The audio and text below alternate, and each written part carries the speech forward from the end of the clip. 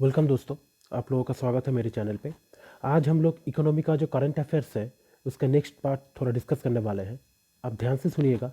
थोड़ा डिले हो गया वीडियो देने में क्योंकि थोड़ा इल था, मेरा हेल्थ ठीक नहीं था। तो एनीवेज स्टार्ट करते हैं। देखिए, फर्स्ट हम लोग जो डिस्कस करेंगे, जल्दी से उस टॉपिक पे आ जाते हैं। पहला है एफपीआई। हम डिस्कस करेंगे। एफपीआई होता है फॉरेन पोर्टफोलियो इन्वेस्टमेंट। ठीक है, ये चीज़ है क्या और इसका करेंसी स्ट्रेंथ, मतलब हमारे इंडियन जो करेंसी है रुपी, उसके स्ट्रेंथ पे क्या इम्पैक्ट होगा। फिर जीएसटी के बारे में हम लोग कुछ देखेंगे।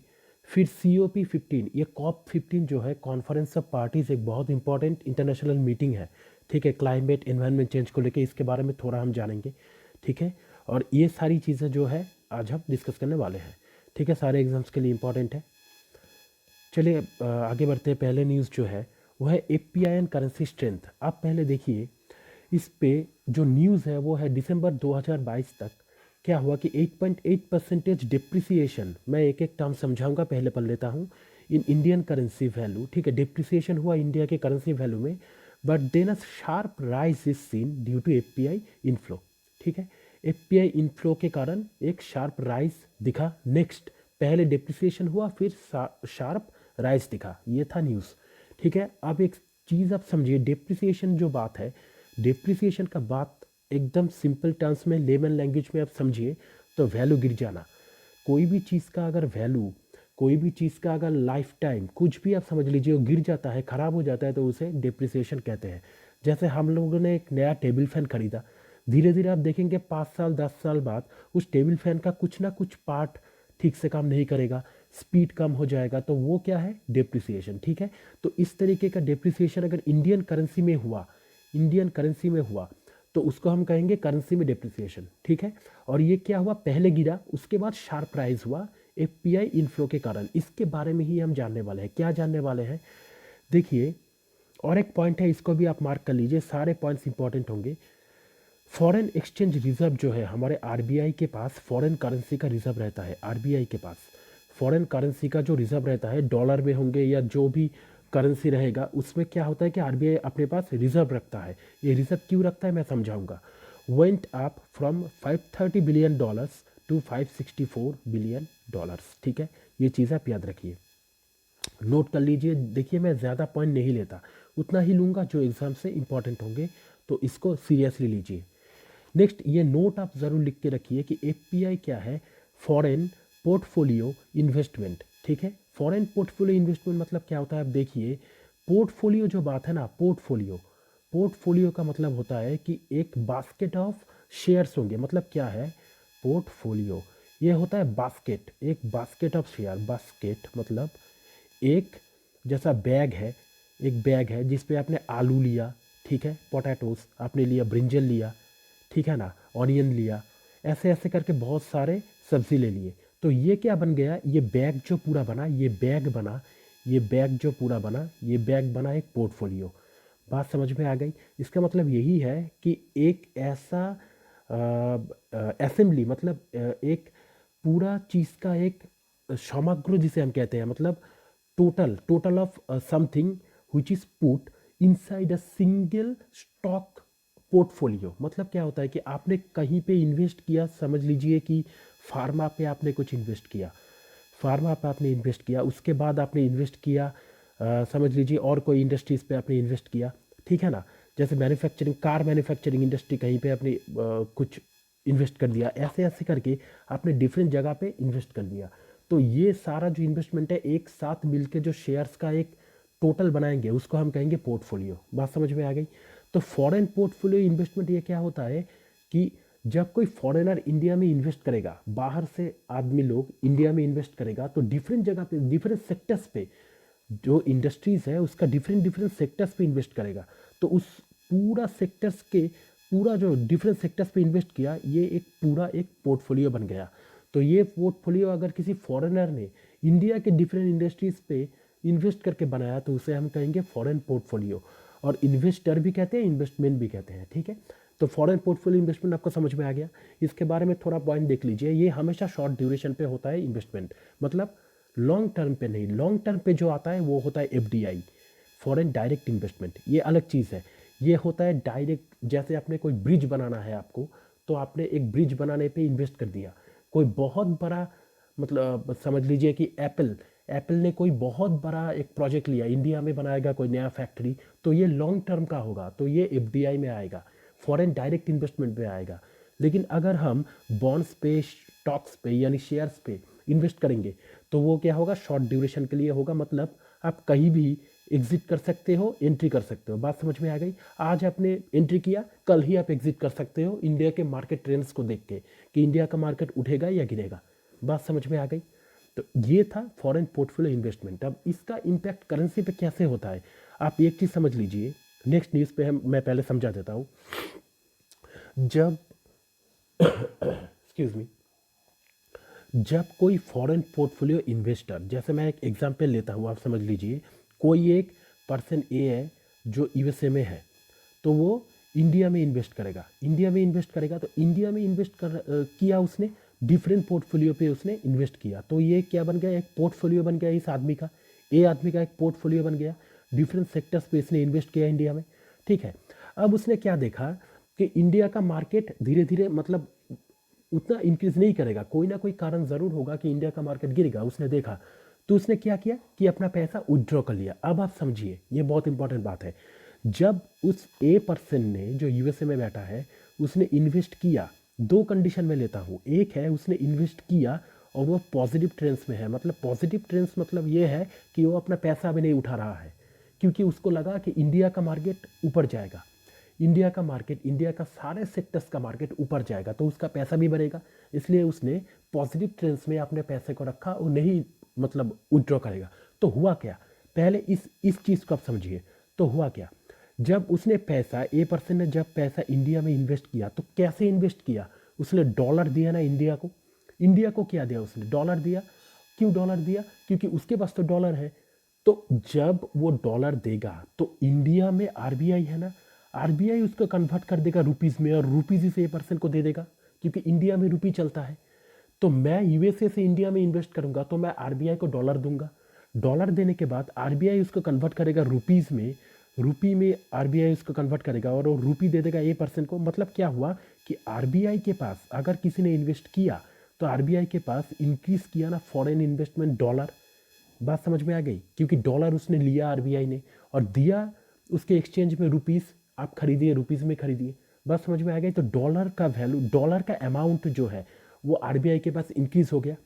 अभी आप समझ लीजिए, अगर डॉलर का मतलब अमाउंट इंक्रीज कर जाता है तो क्या हुआ कि ऑल्टरनेटिवली क्या होता है कि रुपी जो है हमारे इंडियन रुपी आरबीआई के पास डिक्रीज हो रहा है ना, इंडियन रुपी डिक्रीज हो रहा है। तो जब भी कोई चीज़ डिक्रीज होता है, क्योंकि आरबीआई ने रुपीज दे दिया, तो मतलब वो जो फॉरेन पर्सन, जो फॉरेन पर्सन ए है, जो फॉरेन पर्सन ए है, उसने क्या मांगा, उसने इन्वेस्ट करने के लिए क्या मांगा, रुपी मांगा ना, रुपी मांगा ना। बात समझिए, आरबीआई से उसने क्या लिया, खरीदने के लिए, शेयर्स खरीदने के लिए रुपी दिया।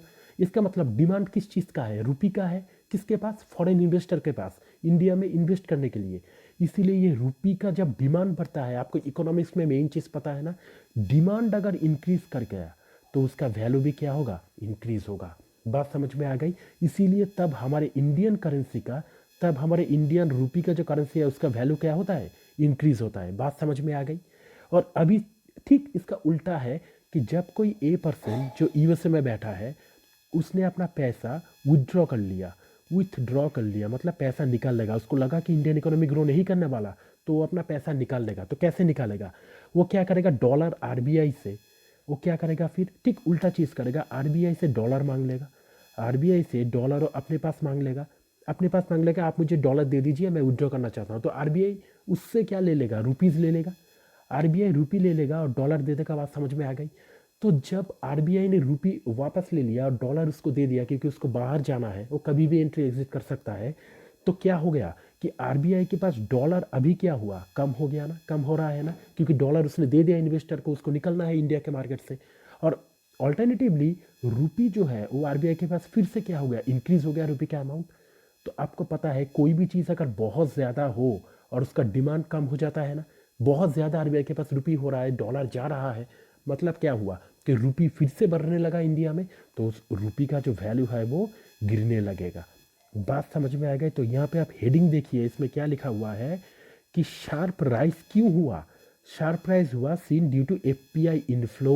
एफपीआई जब आ रहा है, इनफ्लो हो रहा है, तो पहला केस एफपीआई आया मतलब डॉलर का क्या हुआ, डॉलर दिया आरबीआई को और रुपी ले लिया। डॉलर दिया आरबीआई को और आरबीआई ने वापस में क्या दे दिया, रुपी दे दिया। बात समझ में आ गई उस इन्वेस्टर को। इसका मतलब क्या है, डॉलर आ रहा है, रुपी जा रहा है, रुपी का अमाउंट गिर रहा है, रुपी का अमाउंट आरबीआई के पास गिर रहा है, कम हो रहा है, क्योंकि रुपी का डिमांड बढ़ रहा है ना इस इन्वेस्टर के पास, जैसा मैंने पहली बार बोला। तो क्या हुआ, अगर डिमांड बढ़ रहा है इन्वेस्टर के पास रुपी का, तो रुपी का जो एक सेकंड, रुपी का जो वैल्यू है वो भी क्या होगा, इंक्रीज होगा। बात समझ में आ गई। अगर थोड़ा भी प्रॉब्लम हो आप रिपीट करके देखिए, क्लियर हो जाएगा। बात समझ में आ गई इतना। नेक्स्ट न्यूज़ पे चलते हैं। देखिए जीएसटी काउंसिल के बारे में एक चीज़ है कि जीएसटी काउंसिल का जो रिकमेंडेशन होता है, जीएसटी काउंसिल क्या होता है, एक मेंबर्स होता है जो जहाँ पे हेड कौन होता है, फाइनेंस मिनिस्टर। हमारा जो फाइनेंस मिनिस्टर रहते हैं वही हेड रहते हैं, ठीक है।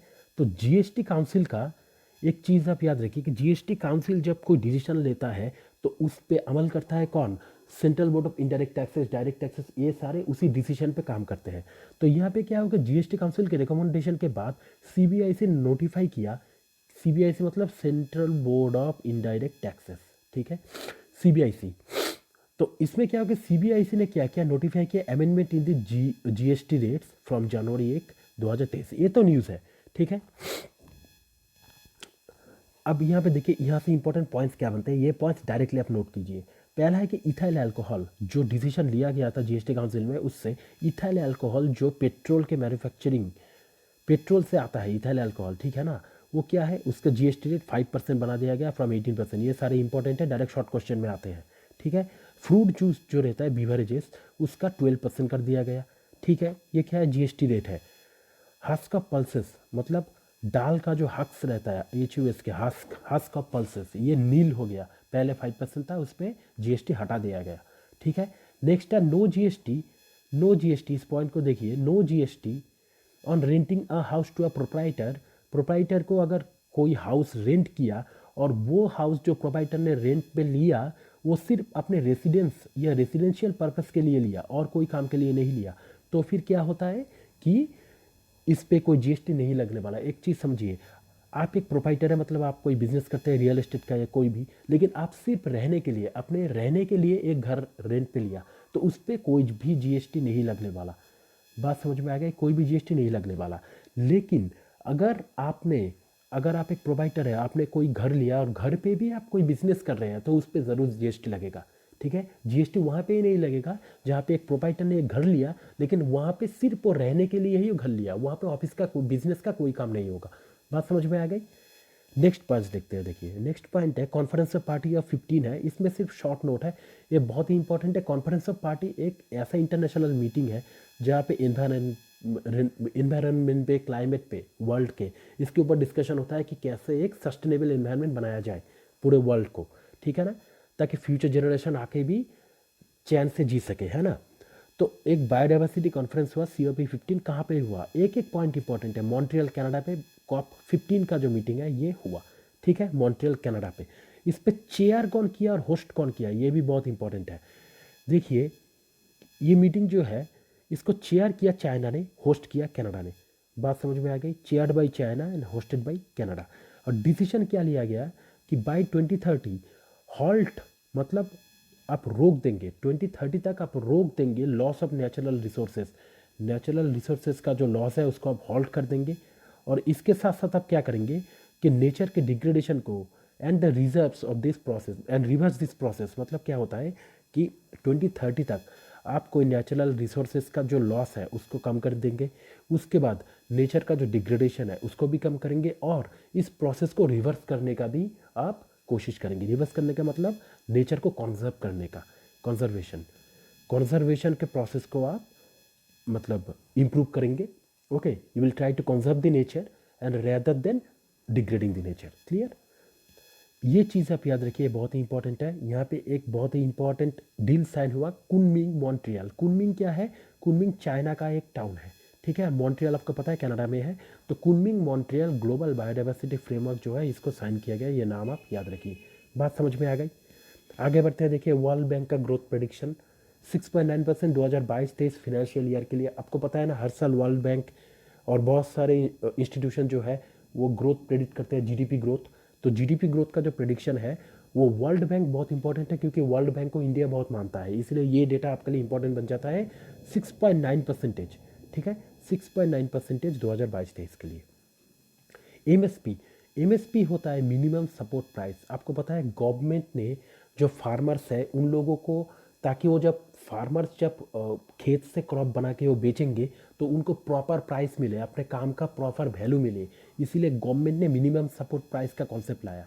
इसमें गवर्नमेंट एक ऐसे प्राइस में फार्मर से क्रॉप्स खरीदेगा जो उसके लिए एकदम लाभजनक होगा, और बहुत ही मतलब डिस्काउंट देके और बहुत ही अच्छे प्राइस में खरीदेगा। ये फार्मर्स के हित में होना चाहिए। ऐसा ही इनिशिएटिव गवर्नमेंट ने लिया मिनिमम सपोर्ट प्राइस में। सो रबी क्रॉप का ये क्या है, 2 से 9.1% तक वेरी करेगा। इस टर्म को, इस परसेंटेज को याद रखिए, ठीक है, 2 से 9.1%। नेक्स्ट देखिए इन्फ्लेशन। इन्फ्लेशन क्या है कि नवंबर 2022 में इन्फ्लेशन 5.9% था। आपको याद है ना, इंडिया में आपको ये चीज़ पता होगा, आरबीआई ने इन्फ्लेशन का टारगेट कितना तक रखा था, 2 to 4%, ठीक है ना, प्लस माइनस 2 to 4%। मतलब क्या होता है कि आरबीआई का मेन सिंपल बात यही है कि +2 से, मतलब बात यही है कि 2% 2% से 2% से 6% इसके बीच में देश में इन्फ्लेशन वेरी करना चाहिए, है ना। मतलब यही है, प्लस माइनस जो होता है, आप इतना ही सिंपल समझ लीजिए, 2% से 6%, यही आरबीआई का टारगेट रहता है। इन्फ्लेशन इसके बीच में रखना पड़ेगा देश के इकोनॉमी का।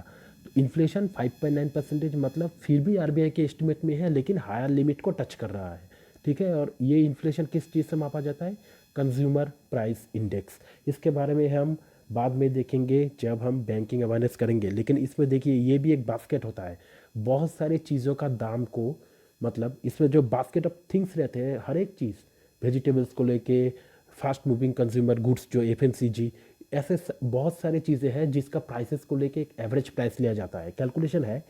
तो इसमें हाईएस्ट वेटेज जो रहता है ना बास्केट में, वो फूड और बेवरेजेस का रहता है। ये चीज़ आप मार्क करके रखिए, ठीक है। तो इतना ही था इस वीडियो में। आप लोगों ने देखा, आप नोट्स बनाते रहिए। थैंक यू, और आप ज़रूर सब्सक्राइब कीजिए अगर अच्छा लगा तो, ठीक है। Thank you.